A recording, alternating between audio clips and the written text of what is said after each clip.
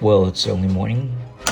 I'm both tired and excited because I'm going to Los Angeles for MLW's big Battle Riot 7 event. I'm going to LA, baby. I'm going to LA.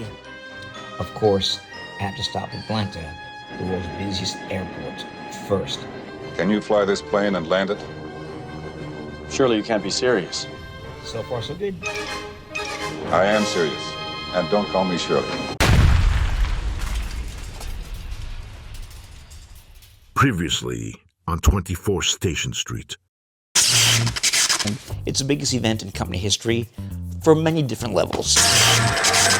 Oh, it's a conscious street soldier. Oh! We're being attacked. Styles may fight, and nothing is off limits. Buy the ticket, take the ride. Buy the ticket, take the ride. Tell me some things about MLW that John, retail. Here's some things that most people don't know. In the last 18 months, they have sold out every venue that they performed in. No other company can say that. Oh, damn! Oh, shit! There's always a next. There's always a mountain to climb. There's always a goal to achieve. There's always a way to be a little bit better than you were last time. John, enough fear. I'm going to confront that guy once and for all. You man the door, okay?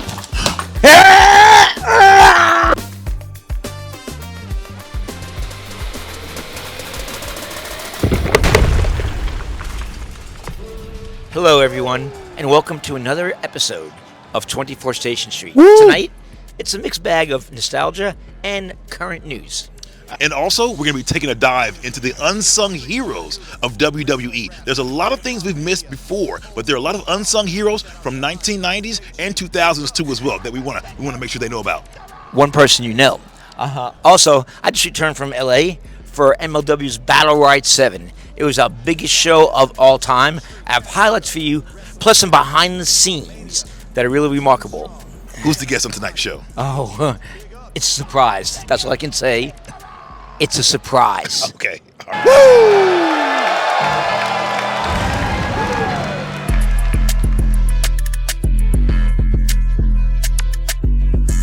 Bar Wisdom, Station Street, Chattanooga, Wrestling Raps, Hip Hop Mania, whole team strong. Shout out Sahadi, JG, big ups. Buy the ticket, take the ride. The flight was smooth, although we hit a little patch of turbulence inside the plane. Gotta get out of here. I gotta get out of here. Calm down. Get a hold of yourself. Please, let me handle this. Calm down. Now get back to your seat. I'll take care of this. Calm down. Get a hold of yourself. Doctor, you're wanted on the phone.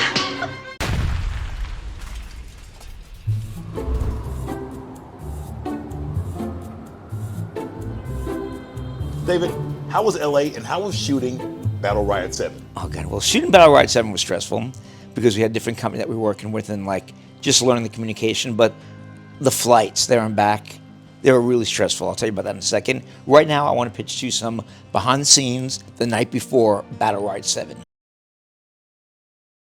We're here at the talent process. The talent for Battle Riot is arriving tomorrow. Mr. Thomas, welcome to LA. How you doing, my friend? What's up, man? What's going on? I feel good about everything. Give me a prediction on what you're going to do. Win the fucking world title and eliminate fucking Matt Riddle at the very last person. Mr. Thomas for the dub. All day. Hey, so what's your name again? Hey, so I'm Brian. I work backstage production here at LA. Daniel. Daniel it is? Brian. Okay, Fred. So, Fred, what do you do here? That's Jesus Rodriguez. How you doing, Jesus? Hey, I'm doing great, man. This is it's nice to be back home in LA in Southern California. So tomorrow's gonna be super awesome. So what I do is I help with the props on stage. I help get the wrestlers from the backstage to Gorilla when it's time for the show, and just try to help make sure that the show's running smoothly on time. Jake, it does run smoothly on time. There it is, the living legend. Oh my man, goodness. thank you. I'm tracking Biff Lawson. He has no idea. Oh, he caught me. Yeah, so this is So you wear more than 5 hats. Only got 5 more on one than hand. 7 hats. Wow, that's great. We appreciate you, Jesus. Thank you. Thank you. Trying to visualize some pre-tape locations and trying to make sure the props are ready and trying to make sure we have a nice all-around energy in the show. So I'm here to make sure this runs smoothly as possible. Thank you for your time, Alan. I appreciate you. Absolutely, I try.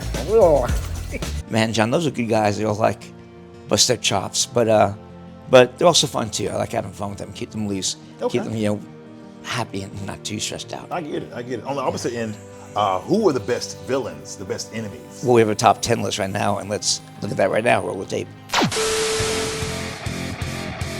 And now, the top 10 most hated villains in pro wrestling history.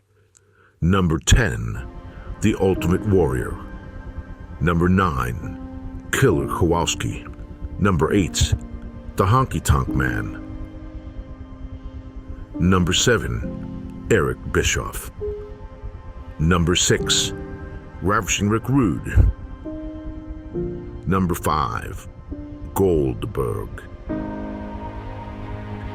Number 4, Vince McMahon. Number 3, Hollywood Hulk Hogan. Number 2, Vince Russo. And number 1, Classy Freddie Blassie.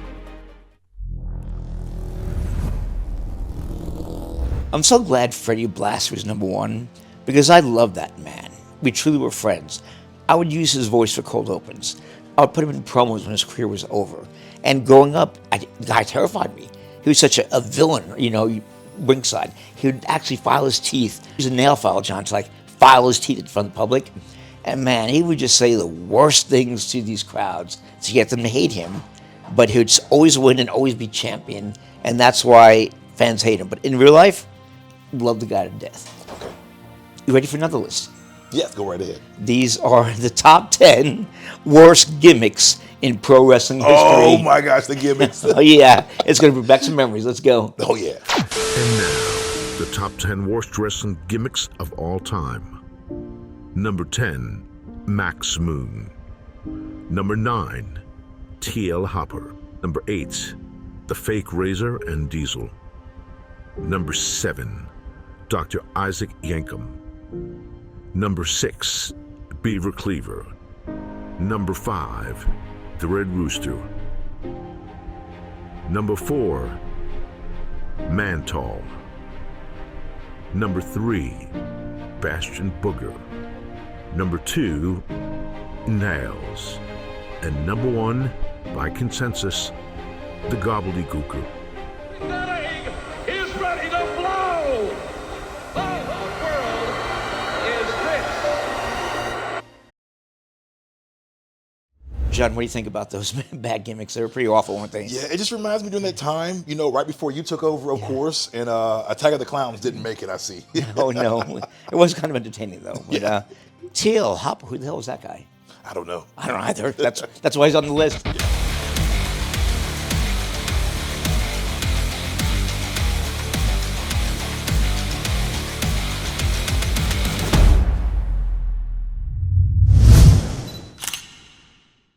Hello, everyone. Welcome again to Backstage Pass. Again, we have David Sahadi here.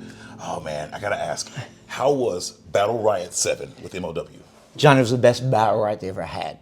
The action was unbelievable. There were 2 surprise returns. Okay. One was Alice Hammerstone, first one out. Rob Van Dam, last one out. Oh. He made his MLW debut, or made his return to MLW, and it was fantastic. Paul Walter Hauser almost stole the show. That's a Hollywood actor, John, and he was doing all these stunts, coming off ladders, pushing shopping carts. He bled the hard way. His face was nothing but red for half of that match, but it was tremendous. So what else does he bring to MLW besides just, of course, his love, his intensity, and his acting background? What else does he bring? Well, Johnny brings celebrity and PR, which is one good thing. We also have an executive producer, but one main thing he brings is he's got passion for MLW. No other wrestling company. So you feel that. You feel his passion, you feel how much he cares, and he's willing to do anything. He's so involved, and you feed off that one. Here's a Hollywood actor that's won an Emmy and a couple Golden Globe Awards, and he's passionate to be here at MLW. That's phenomenal. I love it. It seems like he's making his way there, and like you said before, Rob Van Dam, he's making his way to MLW. You see people making their way to MLW this year? Yeah. A funny Rob Van Dam moment with Matt Riddle is it came down to 2 people, Matt Riddle and RVD. So instead of doing the 2 easy whatever, they did this. Now you do one. Oh, yes. So John, here we go. And then they shook hands, and then they started fighting. They shook Yeah, hands? then they yelled, kicking, and started fighting. But that was a great, and that was a fun moment. Because I know they are super stoners. Yeah. Another thing that happened there, John, was there were many weapons out there, including Mad Cooler. Mads brought a chainsaw to the ring.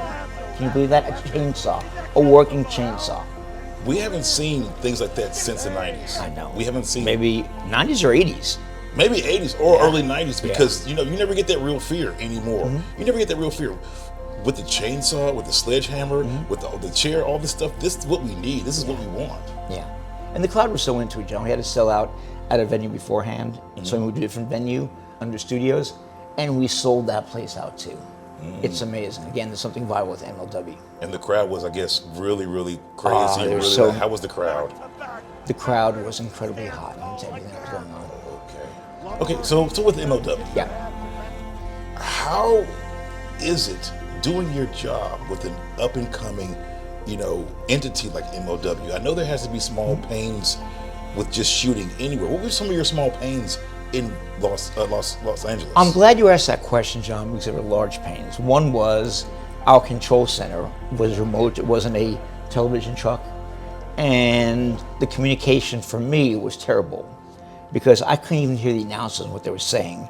And there was one time when they were interviewing the Lucha Libre and he's speaking, but of course they wear masks, so I can't tell when he's done speaking or not. Because no one to see, so I had someone behind me that could listen to the show and tell me like, okay, he's done, cut to something else. You had no audio? No audio. Wow, that's almost except like... with my cameraman. Okay. But that's gonna be fixed next time. They didn't know that I needed that, so I don't blame the production company for that. Okay, but I just know that you make miracles sometimes, and I know there's certain hurdles you have to jump over. This one I have to thank the many crew people for making this miracle happen, because it really pulled off the greatest show we've ever done, with so many different hiccups and handicaps and gremlins there. And that's why I'm so glad we went last week on, and went into behind the scenes. Yeah. Those editors or photographers, they really make magic. They do. And people aren't that familiar with MLW that don't watch it, but they should. It's different. It hits real. It hits hard. It feels different.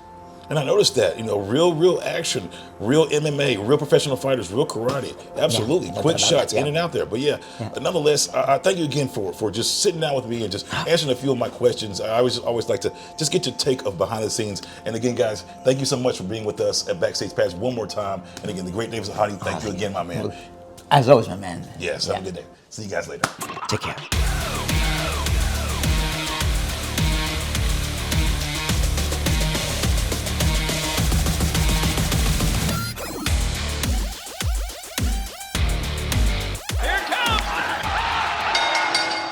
Hello, everybody, and welcome to Beyond the Squared Circle. Tonight's guest is something special. You probably never heard of his name, because I didn't until this year, but one day you will. He's an exceptional athlete who wants to become a star in the ring. But right now, he's a star outside the ring, because if it were not for him, you would not be seeing me right now. You would not be on this website right now. You would not be seeing any of these shows right now. This is the man who created the website, who runs the website, who built it. Everybody give a big hello and a warm welcome to Wesley Crane. Wesley, it's great to have you on Beyond the Squared Circle. How you doing, my friend? I'm doing great. How are you, David?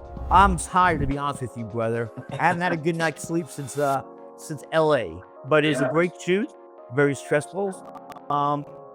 We did some interesting things, so it was fun. Right, but I'm still paying the price for it. Yeah, I don't doubt it. Jet lag and all that can just it can really take a toll on you. Yeah, it can. Wes, a couple of questions for you first. What got you into wrestling? Why do you want to become a professional wrestler in the first place?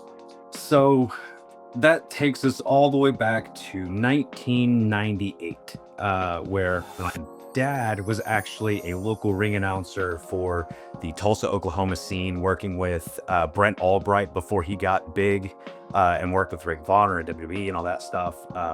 So naturally, I just kind of grew up around it, and eventually, he started working with even bigger guys. He started working with Harley Race at WLW, and we got to see Trevor Murdoch before he was Trevor Murdoch. He was Trevor Rhodes, and you got to see all these cool things. And I got to grow up around all of that. So naturally, when I turned 18, it was time for me to get trained and step into the ring myself.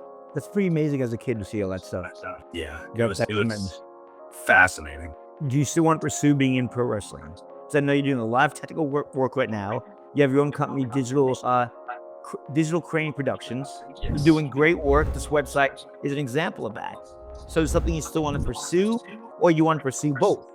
Absolutely, I would like to. I would like to pursue both. Granted, I initially started doing all the digital stuff just to help pay for the cost of wrestling. As you know, wrestling can be incredibly expensive, from your boots to your travel to everything else. So, initially, all the digital stuff started as a way to help fund wrestling. Sure. And it is expensive. I mean, the promoters pay you very little when you're, doing these indie shows in the beginning. So you're doing it just to get noticed, just to hone your skills.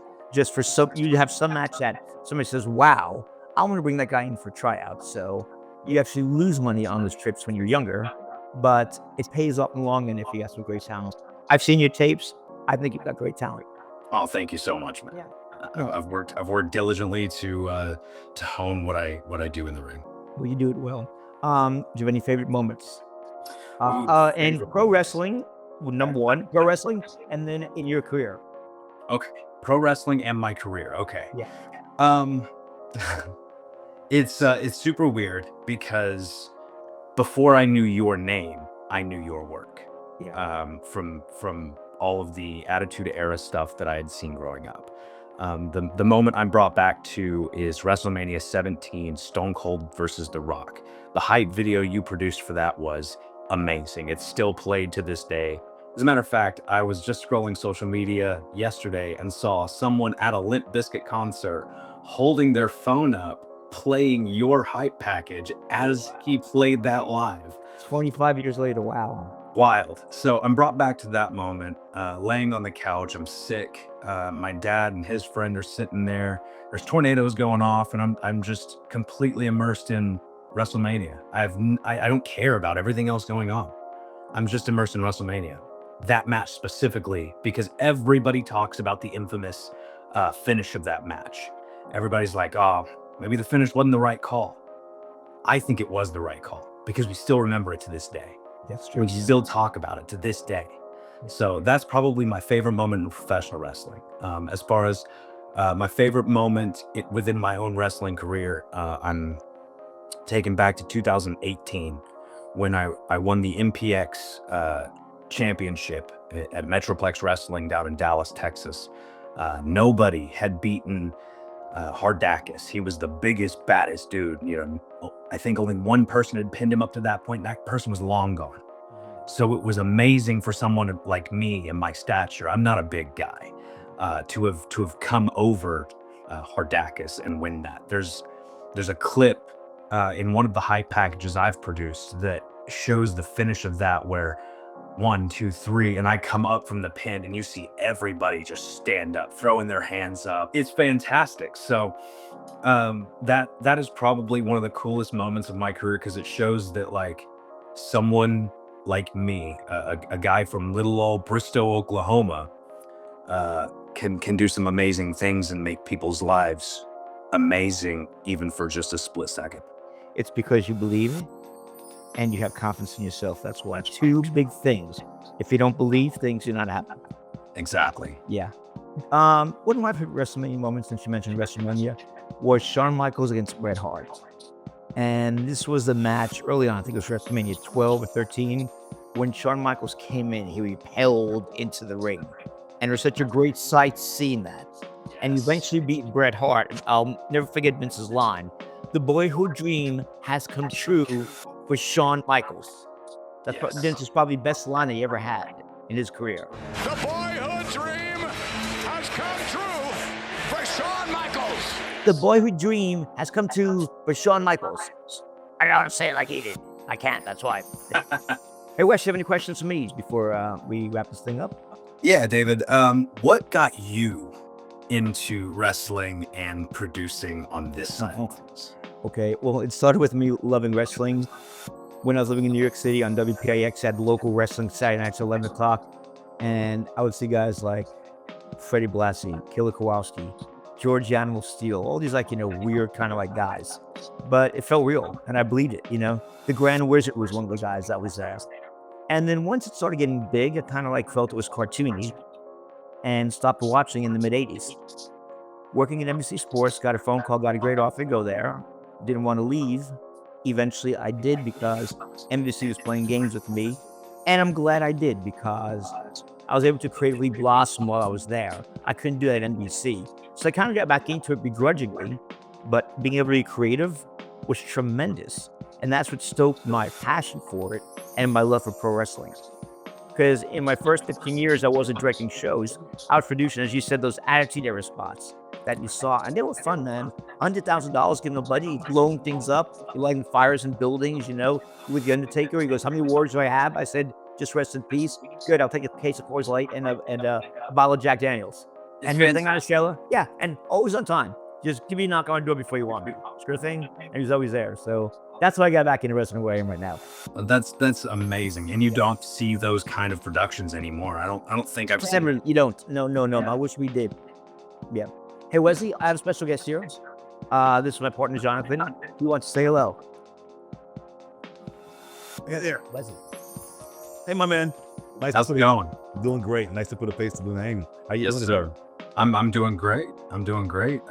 Can't complain. Oh, okay.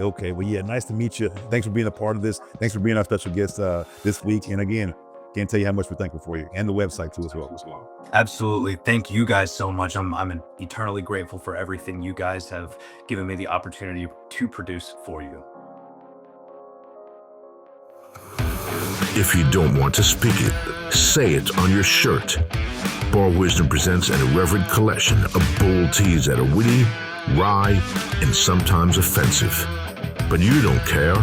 Go to barwisdom.co and click on apparel to see our unique collection of t-shirts, caps, and more. Oh, and there's even a Bar Wisdom book, too. Be bold. Be you. Get your merch today. barwisdom.co.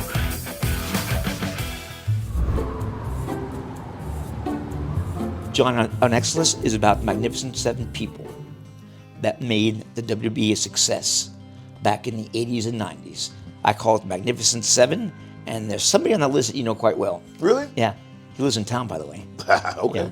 I'm not going to spoil it. You find out for yourself. Let's roll the tape. Boom. And now, the Magnificent Seven architects who are behind the success of WWE. Number 7, Pat Patterson. When Pat Patterson first devised the Royal Rumble concept, Vince McMahon thought it was stupid. Over 30 years later, it remains the second most cherished institution in all professional wrestling. Number 6, Dr. Tom Pritchard. Pritchard trained The Rock and Kurt Angle from scratch and had a firm hand in the development of several Attitude Era bona fide main event stars in Jeff Hardy and Edge.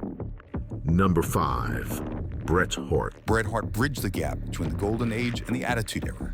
He reigned supreme atop the company during the lull period, and his lasting legacy is that of a great and beloved wrestler and champion. Number 4, David Sahadi. Sahadi was the man who devised the company's still peerless vignette mode.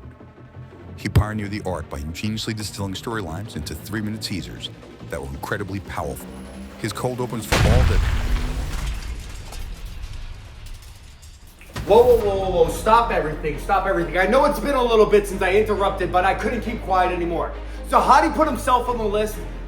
How are we letting him get away with this? Sahadi put himself on the list, and I know he's sitting there going, no, it wasn't me. Other people picked me to be on this list. Yeah, right, the jig is up, okay? But in all honesty, I know myself, people like Vincent, other wrestlers that I've talked to, all will say that some of the most important memories of my fandom as a kid is all thanks to David Sahadi. I mean, in many ways, you could even think that he inspired a lot of us to become professional wrestlers. But let's think about the flip side of that. How many people did he inspire to try to be wrestlers that have no business being a professional wrestling ring? You know how many Melvins are out there? All thanks to probably David Sahadi. These people watching what he makes and thinking, oh, I can be just like these gods. He makes the wrestlers seem larger than life. That could be me. Thanks for nothing, Sahadi. All right, we have to smack these Melvins around to try to make it somewhere. All because you're inspiring a bunch of idiots. Unbelievable. Number 3, Eric Bischoff. When the nostalgia buzz of seeing Hulk Hogan, Kevin Nash, and other stars from the WWE faded, Bischoff placed them in a new context. The New World Order was born, the Monday Night Wars began, and Vince McMahon was helpless to stop it. Number 2, Vince Russo. The WWF product of 1998 and 1999, steered by Russo as lead creative force, was at its best riveting and at its worst never boring. Russo was a one-hit wonder, but that one hit was insanely profitable. And number 1, Jim Johnston. Jim Johnston, WWE's in-house musician extraordinaire, had so much to do with the golden age and Attitude Era mainstream success. Johnson also popularized the Sting, managing to herald the arrival of a star and generated pop within more seconds. Oh, that was good seeing you on that list. Yeah. I knew that was you. I should have known. Yeah. Alex, no way. Nuts. You're a Golden Globe and Emmy winner. Think about this. No. Matthew Justice. Oh no. The former franchise and the current champion, Hammerstone and Riddle, face to face. You can sense Matt Riddle's world title reign reduced to second. What the hell? Number 40 is Rob Van Dam. Van Dam is moments away from being MLW World Heavyweight Champion. Riddle to his feet. Oh, Rob Van Dam's gone. Riddle has done it against all odds. Matt Riddle, with his body racked with pain, has done the impossible. The first ever two-time Battle Riot winner. Back to back, Matt Riddle stands tall again. Hey guys, what do you think of the show tonight? Fucking awesome. Really, dude. I love the accents. Where are you guys from? Australia. No, you came from Australia, come here? Yeah. That's friggin' amazing, guys. I'm glad MLW didn't let you down. Yeah. Dude, enjoy the rest of your week, man. Thank you so much for coming here and being loyal fans of us. Wow, Australia. Can you believe that? Australia, dude, that's phenomenal.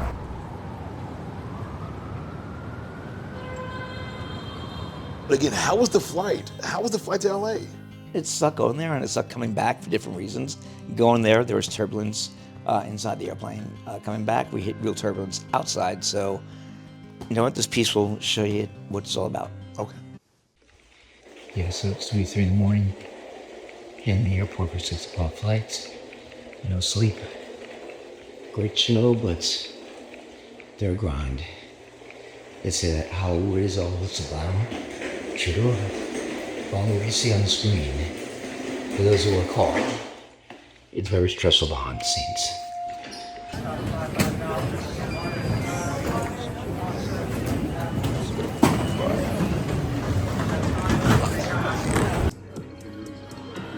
As night turns to day, leaving Los Angeles, it was smooth at first, but then we hit some real turbulence. Mayday! Mayday! And you'll have to talk them onto the approach. So help me, you'll have to talk them right down to the ground. All right, now everybody, get in crash position.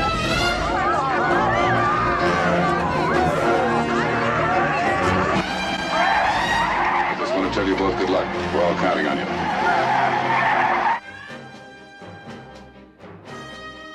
Later we'll run down the landing procedure.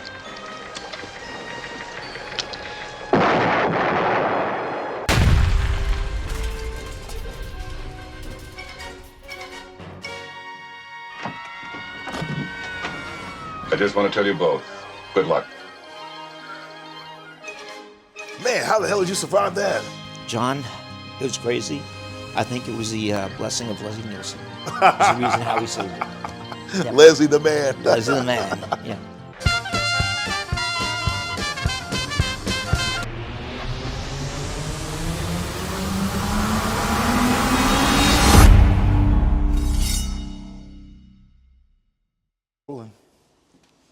That's the game. Just in case you don't get the guy one, okay? Who's good? My man. Yep. Sorry. My man.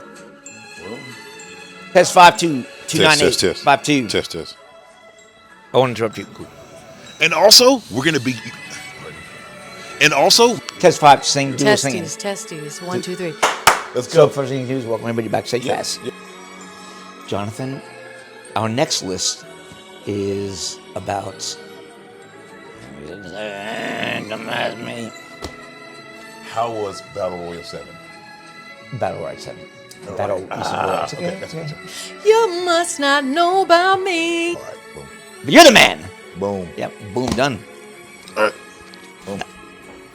Boom.